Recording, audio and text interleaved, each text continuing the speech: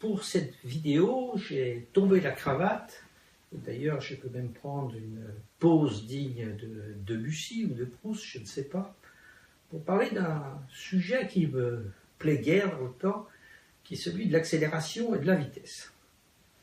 L'accélération, c'est un lieu commun de dire que tout s'accélère, que le monde va de plus en plus vite, que tout est plus rapide qu'avant. Et il y a d'ailleurs un certain nombre de phénomènes objectifs qui vont dans ce sens-là.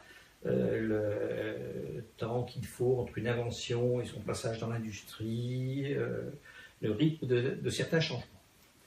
Au fond, une impression d'un changement qui s'accélère.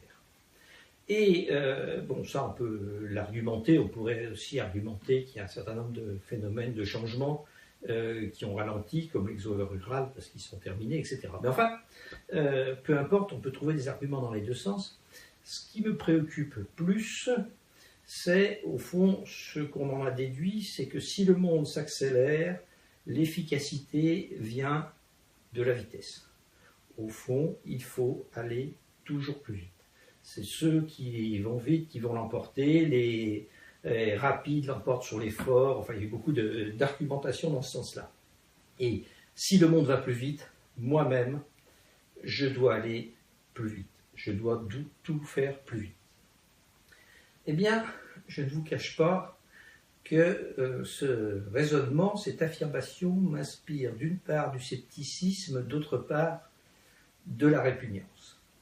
Je pense que c'est très embêtant d'aller toujours plus vite, pour plusieurs raisons, mais la première, c'est que toute l'histoire humaine qui la distingue de celle des animaux, c'est d'avoir su mettre de la réflexion dans l'action et de l'action dans la réflexion. Autrement dit, d'avoir su transformer en objet, en action, des idées. C'est toute l'histoire d'ailleurs de la technique. Et seul l'homme fait cela.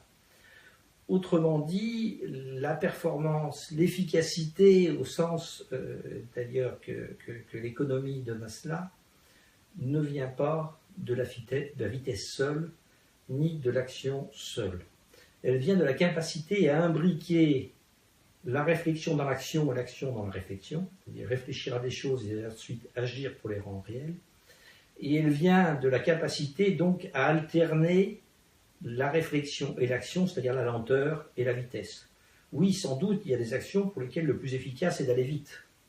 Mais il ne faut pas oublier que le plus efficace, c'est d'abord d'avoir réfléchi à ce qu'on fait, et le temps de réflexion est aussi et plutôt un temps de lenteur.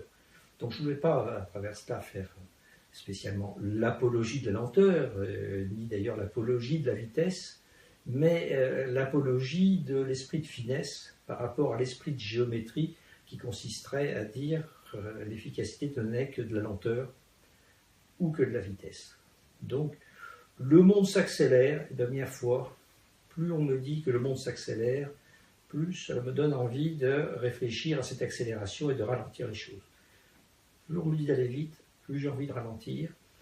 Et au fond, je me dis que je n'ai dans la vie, décidément, pas le temps de faire les choses vite. Et je n'ai pas le temps de lire des livres courts.